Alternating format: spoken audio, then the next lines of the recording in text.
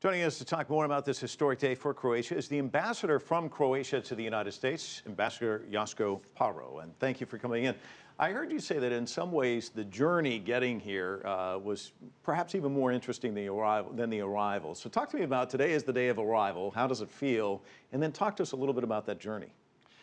Well, today we are obviously all elated for achieving something that we were hoping for so many years. Well, the very accession process, negotiations took 10 years.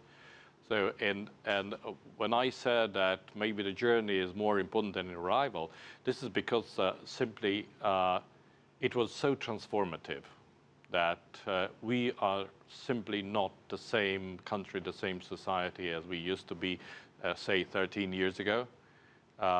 And I just wanted to emphasize rhetorically the importance of the change. Well, talk to me about that change, because some people have said that Croatia had to make a decision. Did they want to be part of Europe or did they want to be part of the Balkans? And that this was kind of one of these kind of formative changes. Do you agree with that?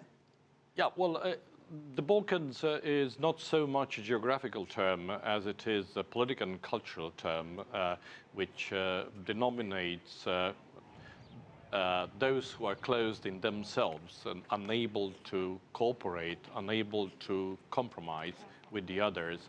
And European Union is everything opposite to that.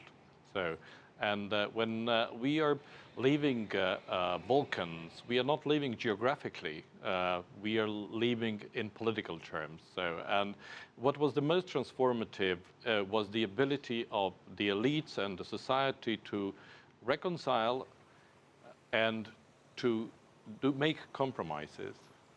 European Union is about ability to make compromises for the benefit of the community. You know, there are other countries, Norway, Switzerland, that are like this when it comes to the EU. We've heard so much about the financial difficulties.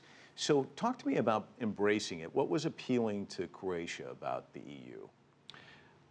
Well, above all, Croatia is a relatively small country in rather unstable geographical and political surrounding. So what is crucial for every economy is stability. And stability, a rule of law.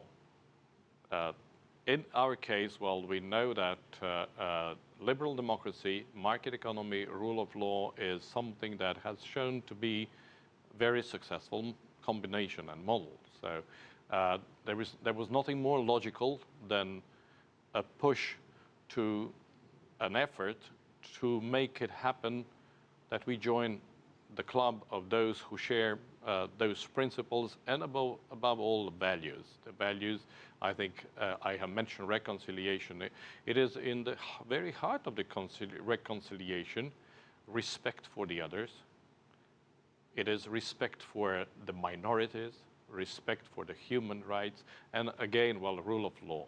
We have lived for so long without that we were just strongly wishful to join those who share and live those values, and that is, in our case, the European Union. So the EU lifts up Croatia, in a sense, I think is what you're saying, but what does the EU get from Croatia coming on board? Oh, well, the EU gets from Croatia, first of all, bigger Europe, then more Mediterranean Europe. Then it gets a more beautiful Europe with Croatia. Croatia is an immensely beautiful country. And also it gets another beacon of the values we stand for.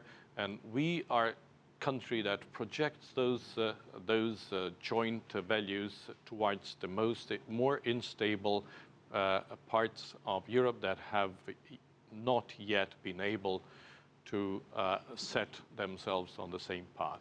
Well, Ambassador, thank you for sharing part of this historic day with us. Certainly appreciate it. Thank you so much for coming in. My pleasure.